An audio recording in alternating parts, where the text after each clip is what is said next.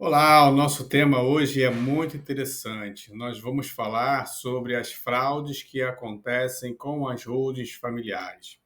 O cenário jurídico e econômico atual demanda uma abordagem estratégica para a proteção do patrimônio familiar, especialmente em um contexto no qual as relações financeiras são cada vez mais complexas. Para você que possui pelo menos um imóvel em seu acervo patrimonial, a implementação de uma holding familiar surge como uma ferramenta estratégica vital para a proteção desse patrimônio. Contudo, é crucial compreender as consequências cíveis e criminais associadas às fraudes envolvendo o mau uso das holdings familiares, quando a família se encontra endividada ou com pendências na justiça. Meu nome é Roger e eu ajudo famílias a protegerem o seu patrimônio, evitando o inventário, utilizando como ferramenta estratégica a holding familiar. Se você achou esse tema interessante, já fica aqui o meu convite para você curtir esse vídeo e me seguir nas redes sociais para obter mais conteúdo sobre o planejamento patrimonial da família. Antes de nós explorarmos as implicações legais decorrentes do mau uso das holdings familiares, é fundamental compreender o que é uma holding familiar e como ela pode beneficiar a preservação do patrimônio. Eu trabalho com o conceito de que uma holding familiar é um sistema que pode possuir em sua estrutura uma ou mais empresas que permitem a consolidação e administração do patrimônio da família. Ao transferir a propriedade desse patrimônio para a holding, a família obtém vantagens como a proteção contra riscos financeiros, riscos empresariais se a família tiver uma empresa, a sucessão é facilitada a um custo muito inferior ao do inventário e, sobretudo, proporciona uma maior segurança patrimonial. Devido à espessa camada de proteção que esse sistema patrimonial oferece à família, pode haver pessoas com algum tipo de desvio ético-moral interessadas em estruturar sistemas como esse, com o objetivo de esconder de credores o patrimônio que possui. Essa ocultação do patrimônio, motivada pelo desejo de evitar o pagamento de dívidas, pode levar a sérias implicações cíveis e criminais. A fraude ao credor é uma prática na qual um devedor busca diminuir a disponibilidade de ativos financeiros para evitar o cumprimento de suas obrigações. Isso pode ser feito através de artifícios como a transferência de propriedade para terceiros ou a criação de estruturas complexas para esconder a verdadeira extensão do patrimônio. Ou seja, a fraude ao credor é uma prática que se refere à ação de um devedor em prejudicar intencionalmente seus credores, dificultando ou impossibilitando o cumprimento de suas obrigações financeiras. Ocorre que os negócios de transmissão gratuita de bens, quando são praticados pelo devedor insolvente ou que venham a ficar insolvente ao realizá-los, são anuláveis pelo Ministério Público. Em outras palavras, atos de transferências gratuitas de bens, quando realizados por um devedor insolvente, conhecendo a sua situação financeira precária, podem ser considerados fraudulentos e, portanto, passíveis de anulação. E se esses bens do devedor tiverem sido transferidos para a holding familiar, como mecanismo para combater a fraude ao credor, é possível solicitar a desconsideração da personalidade jurídica da empresa, quando ela for utilizada de maneira abusiva, justamente com o intuito de causar prejuízo ao credor. Sendo assim, ao adotar estratégias como a ocultação de bens, a família devedora pode estar sujeita a sanções legais movidas pelos credores prejudicados. Essas ações podem resultar na anulação das transferências fraudulentas, a desmontagem de sua holding familiar, forçando a restituição dos bens ao patrimônio do devedor. Bom, a fraude ao credor é o esvaziamento do patrimônio do devedor com a finalidade de evitar o pagamento de alguma dívida. Neste caso, ainda não há um processo judicial em curso.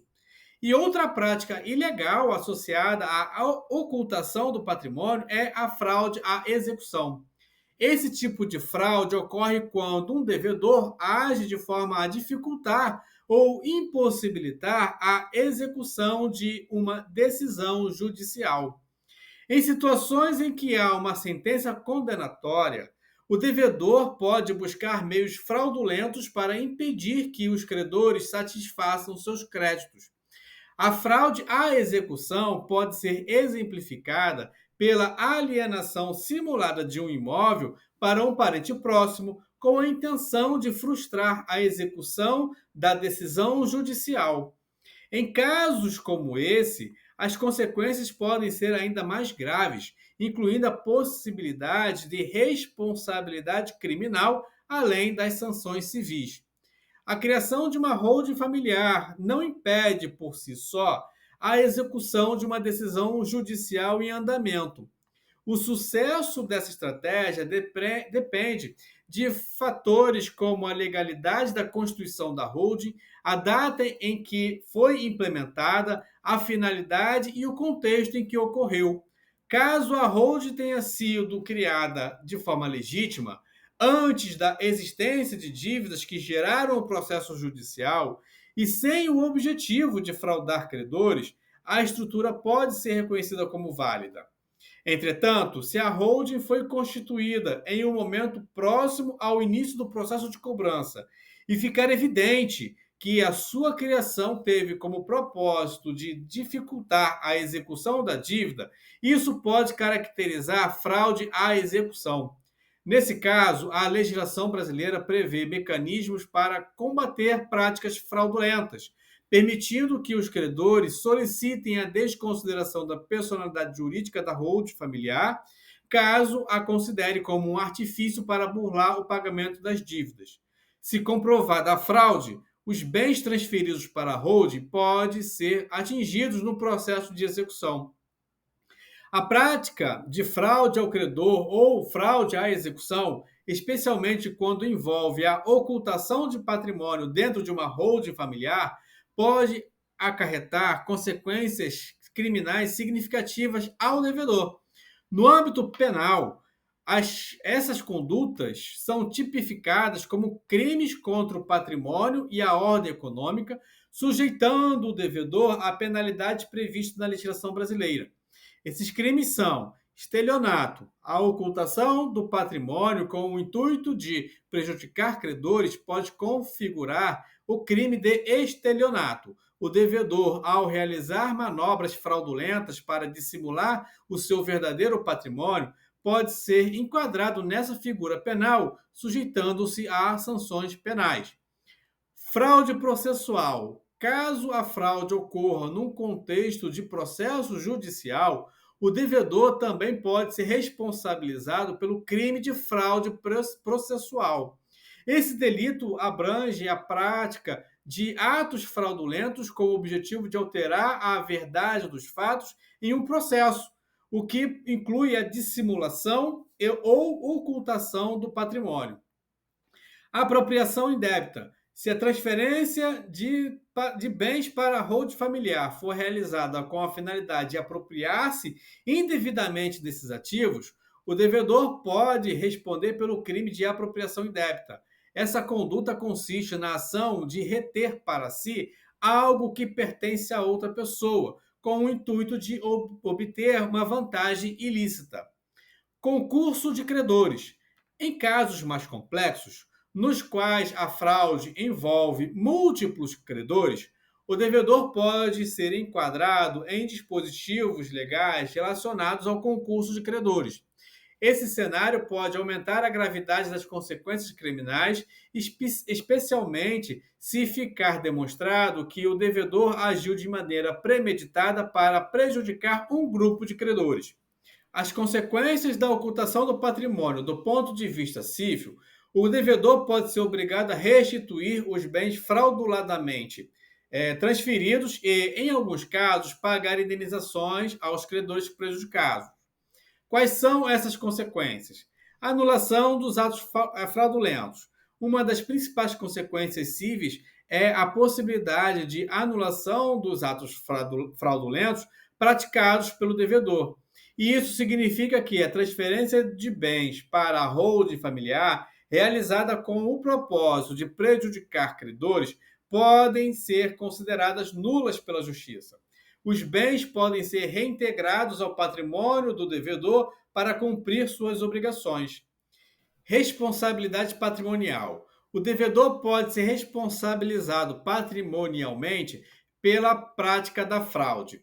Isso significa que, mesmo que os atos fraudulentos sejam anulados, o patrimônio da holding familiar pode ser considerado passível de execução para satisfazer as dívidas do credor. Desconsideração da personalidade jurídica. A legislação brasileira prevê a desconsideração da personalidade jurídica, permitindo que, em determinadas situações, a Justiça ignore a separação entre o patrimônio da holding e o patrimônio pessoal do devedor. Isso possibilita que os bens da holding sejam atingidos diretamente para o pagamento das dívidas. Indenizações e danos morais. O devedor também pode ser condenado ao pagamento de indenizações e danos morais caso a prática da fraude resulte em prejuízos adicionais aos credores. A Justiça pode reconhecer o dolo ou a má-fé na conduta do devedor, impondo sanções indenizatórias. Inabilitação para exercícios de atividades empresariais. Em casos mais graves, nos quais a fraude envolve abuso sistemático da personalidade jurídica da holding, o devedor pode ser sujeito à inabilitação para o exercício de atividades empresariais. Essa medida visa evitar que o devedor continue praticando atos fraudulentos no âmbito empresarial. Para ilustrar a gravidade dessas práticas, é possível citar casos de exemplo nos quais a ocultação do patrimônio pode resultar em sérias consequências legais. Em um caso emblemático, um empresário que transferir seus imóveis para o nome de seus filhos, alegando uma mera redistribuição de ativos familiares, a Justiça pode desconsiderar a transferência como uma clara tentativa de evitar o pagamento de dívidas e anular a transação, ordenando a restituição dos bens ao patrimônio do devedor. Outro exemplo pode envolver a criação de empresas fictícias para abrigar os ativos familiares. Quando confrontado com a execução de uma decisão judicial, o devedor pode tentar argumentar que os bens não estariam em seu nome, mas registrados em nome dessas entidades. A Justiça, porém, se identificar a fraude à execução, pode impor penalidades substanciais, incluindo a responsabilidade criminal. Diante desses exemplos, fica evidente que a ocultação do patrimônio pode resultar em consequências graves para o devedor e sua família. Para você que deseja preservar seu patrimônio de maneira ética e legal, o planejamento patrimonial através da holding familiar surge como uma alternativa transparente e eficaz, desde que observados os riscos e cenários que conversamos aqui.